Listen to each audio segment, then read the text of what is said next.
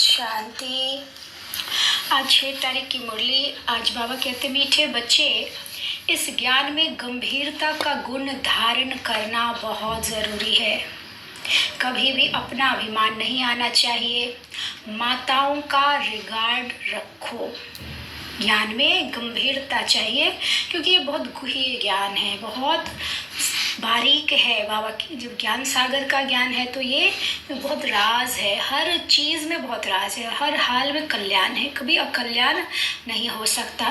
तो इसलिए थोड़ा सा पेशेंस रखकर गंभीरता से जब हम इस ज्ञान को सुनते हैं, समझते हैं, जीवन में धारण करते हैं और दूसरों तक पहुंचाते हैं, तो ये हमारा भाग्योदय करता है और साथ साथ हमारे विकर्म विनाश होते हैं। हमारे आसपास सभी चीज़ सुरक्षित होता है, सबको इससे बहुत फ़ायदा होता है।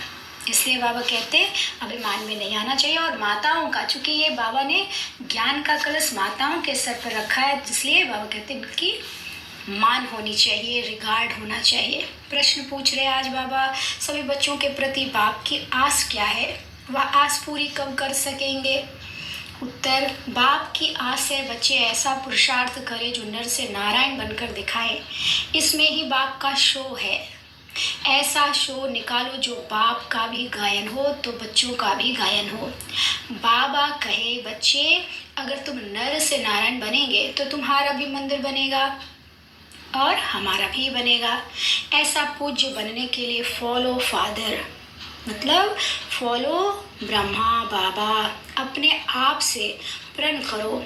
हम पूरा ही फॉलो करेंगे, पूरा जैसे बाबा ने, ब्रह्मा बाबा ने किया, वैसे हम भी करेंगे। आज गीत बजा है, जिस दिन से मिले हो।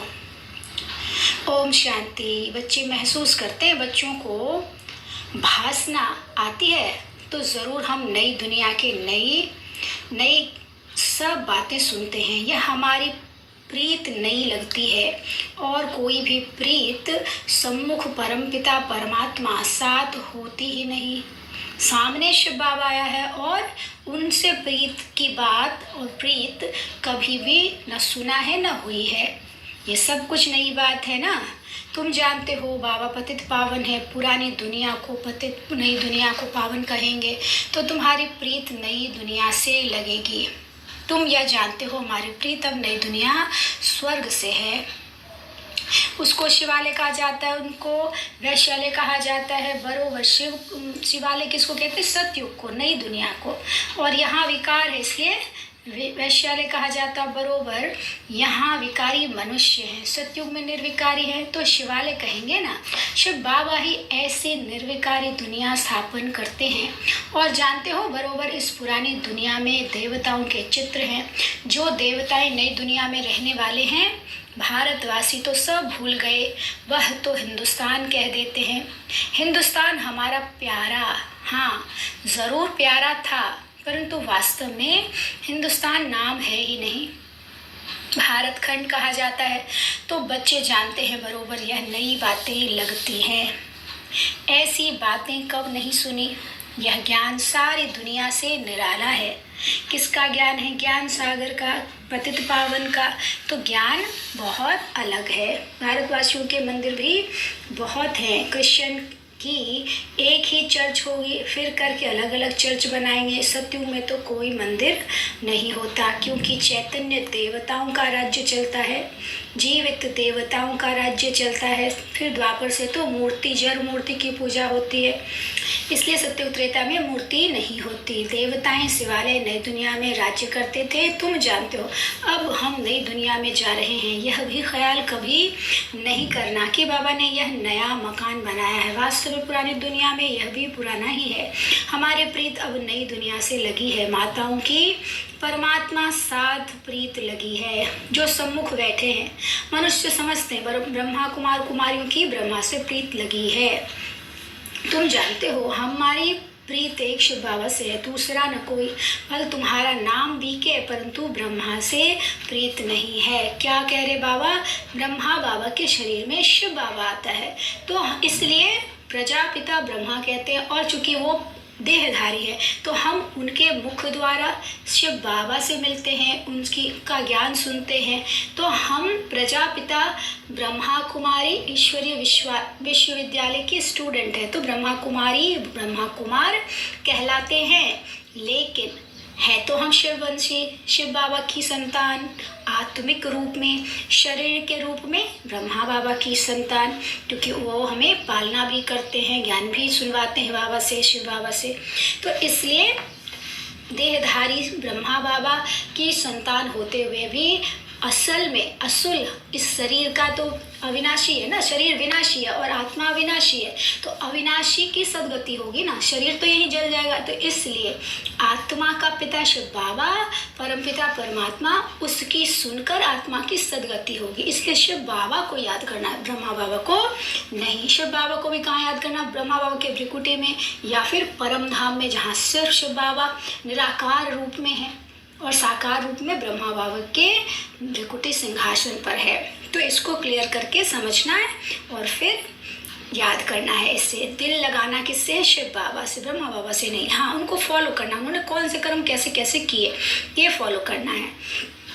बाबा कहते तुमको देह से संबंध नहीं जोड़ना है। वह गुरु लोग तो अपना नाम रख देते हैं ना सच्चिदानंद, परंतु सतचित आनंद स्वरूप तो एक परमात्मा को ही कहा जाता है। आत्मा सतचित आनंद रूप, शांत रूप, ज्ञान रूप थी।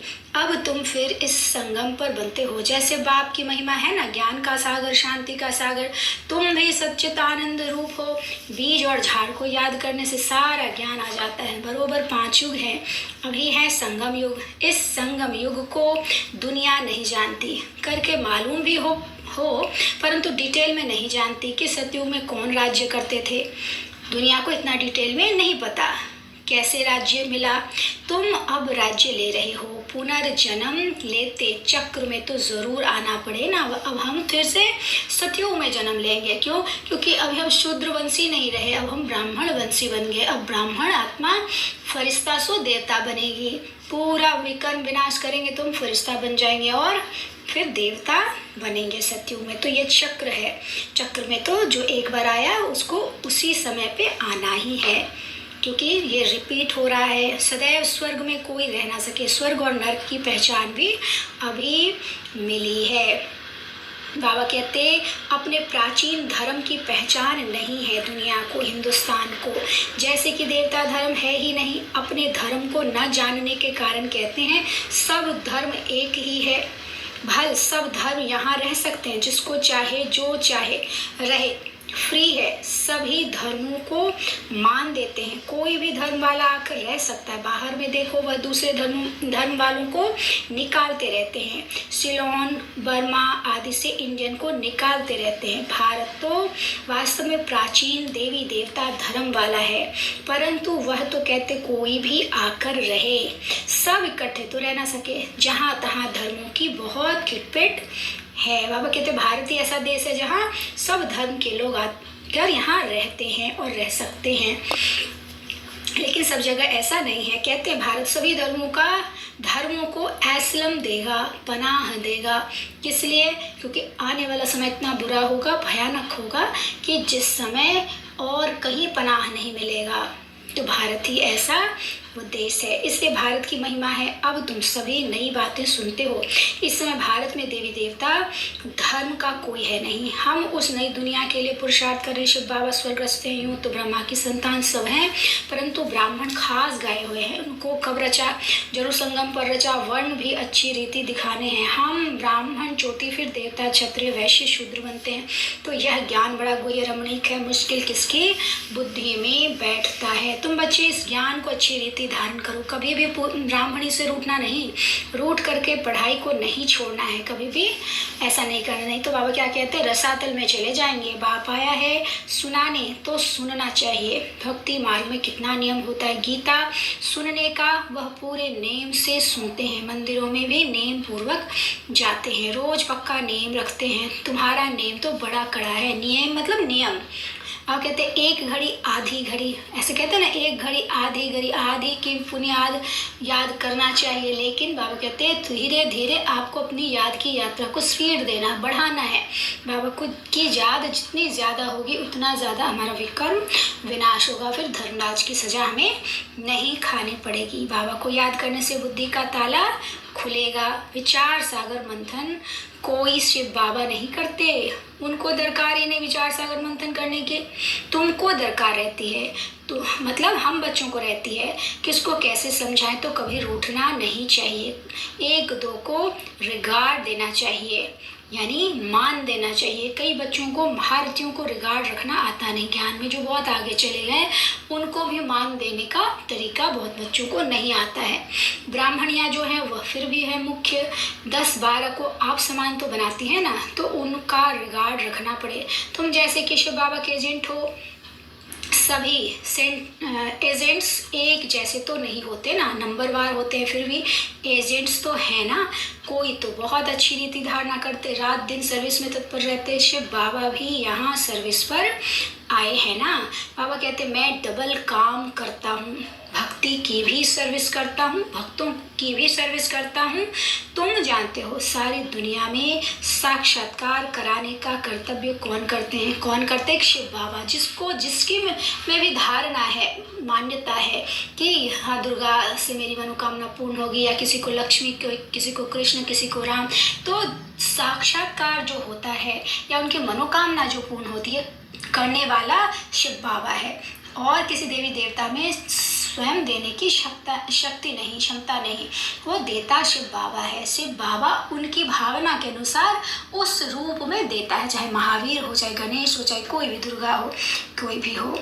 तो बाबा कहते हैं कि साक्षात कराने की चाबी मेरे पास है। अच्छे अच्छे महारथियों को भी माया ग्राह खा लेती है। अगर हम अभिमान में आए तो देह अभिमान में आने से क्या हो जाएगा? माया खा लेगी, यानी हमारे अपने विकार ही हमें साफ कर देंगे। इसमें बड़ी गंभीरता चाहिए और अभिमान नहीं आना चाहिए। मैं यह करता हूँ, जितना हो सके हर बात में माताओं को आगे रखना है, माता का रिगार्ड रखना है। सब चाबी माता के हाथ में होनी चाहिए, माता द्वारा समाचार आना चाहिए। हाँ, कहाँ कहाँ कन्या अथवा माता से कुमार होशियार होते हैं, उनको फिर राय लिखनी है। हुक्म सरकार का, राज्य रानी का, मतलब भाई, ये तो माताओं की संस्था है मोस्टली, लेकिन भाई लोग जो हैं वो पीछे से सपोर्ट करते हैं। यहाँ भाइयों को चलाने का उतना ऑर्डर नहीं है। हाँ, कहीं कहीं चलाते हैं लेकिन बहुत कम। तो बाबा कहते हैं अगर कहीं भाई लोग ज़्यादा होशियार है माताओं से, तो वो राय देते हैं ऐसे करो, ऐसे करो, ऐसे करो, लेकिन चलाना माताओं को ही है। पहले रानी फिर प्रजा, पहले माता गुरु चाहिए। पुरुष को गुरु बनाने का कायदा नहीं है, माता को आगे रखना है। लॉ ऐसे कहते हैं। बल कहाँ पुरुष भी निमित्त बनते हैं जो माताओं को ज्ञान में ले आते हैं। जो बहुत पुरुष ज्ञान में जब चलते हैं और उनकी पत्नी ज्ञान में नहीं चलती है, तो वो पत्नी को भी धीरे धीरे ज्ञान सुनाकर ले आते हैं। तो बाबा कहते हैं बहुत सारे पुरुष भी माताओं को लाने के निमित्त बनते हैं, परंतु मेजॉरिटी माताओं की है। अहंकार नहीं होना चाहिए। मैं सब जानता हूँ, मैं होशियार हूँ, होशियार माताओं को बनाना है, माता द्वारा सेंटर आदि चलाना है। अंत में सन्यासी आदि को भी माताओं के ही वान लगने हैं। क्यों माताओं से वान लगने हैं सन्यासी आदि को भी? क्योंकि वो घर बार छोड़ते हैं पवित्रता के लिए। हम इस दुनिया में रहकर, सब घर गृहस्थ में रहकर पवित्रता की धारणा बाबा की याद से करते हैं। तो इसलिए सन्यासी भी हमारे द्वारा, माताओं द्वारा सीखेंगे, उनको भी ज्ञान का तीर लगेगा। तो कायदे से चलना है। बाबा कहते नियम के हिसाब से चलो। परमपिता परमात्मा की निंदा करने वाले ऊंच पद पा नहीं सकेंगे। क्रोध आदि है तो बाबा कहते क्रोध को निकाल दो। कोई अनसुन अच्छी बात नहीं लगती तो एक कान से सुन, दूसरे से निकाल देना है, क्योंकि क्रोध भी बहुत नुकसान कर देता है। लेकिन सबसे बड़ा विकार काम है। काम महाशत्रु है जो आदि अंत मध्य सब दुख देता है। तो इसलिए बाबा कहते हैं उसको बिल्कुल विकारों को छोड़ना है। अच्छा, उन्हों को ऐसा श्रेष्ठ किसने बनाया? किसको? लक्ष्मी नारायण को। शिव बाबा ने बनाया, श्री श्री शिव बाबा ने। अच्छा, मीठे मीठे सिके लदे बच्चों प्रति माता पिता बाप दादा का याद प्यार और गुड मॉर्निंग। रूहानी बाप के रूहानी बच्चों को नमस्ते। हम रूहानी बच्चों के रूहानी बाप दादा को नमस्ते बाबा, नमस्ते, शुक्रिया बाबा, शुक्रिया। धारणा के लिए मुख्य सार है, पहला, आपस में एक मत होकर रहना है, एक दो को रिगार्ड देना है, रूठ कर कभी भी पढ़ाई नहीं छोड़नी है। क्रोध, दूसरा, क्रोध बहुत नुकसान कारक है, इसलिए जो बात पसंद नहीं आती है उसे एक कान से सुन दूसरे से निकाल देना है। क्रोध नहीं करना है, बहुत बहुत मीठा बनना है। आज का वरदान है, बुद्धि द्वारा शुद्ध संकल्पों का भोजन स्वीकार करने वाले सदा स्वच्छ होली हंस भव।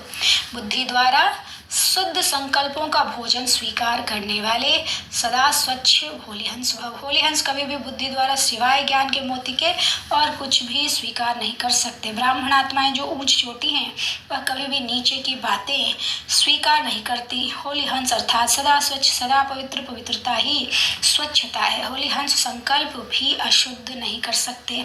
सदा शुद्ध संकल्पों का भोजन खाने वाले होली हंस सदा तंदुरुस्त रहते हैं, उन पर किसी का प्रभाव पड़ नहीं सकता। जो हमेशा नेगेटिव में भी पॉजिटिव निकालता है वो हमेशा आगे बढ़ता है, और जो पॉजिटिव में भी नेगेटिव निकालता है तो वो तो नीचे जाएगा ही।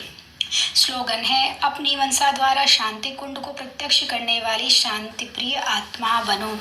अपनी मनसा द्वारा शांति, मनसा मतलब मानसिक शांति की अनुभूति करके और उसको फैलाना कि मैं आत्मा शांत स्वरूप हूँ, मुझे शांति किरणें चारों ओर फैल रही है। तो ये जितना फैलाएंगे उससे हम भी शांति कुंड बनते जाएंगे, हमारा घर भी शांति कुंड बनेगा, चलता फिरता हमसे शांति की दूसरों को अनुभूति होगी, तो हम क्या बनेंगे, शांत प्रिय आत्मा। अच्छा, ओम शांति।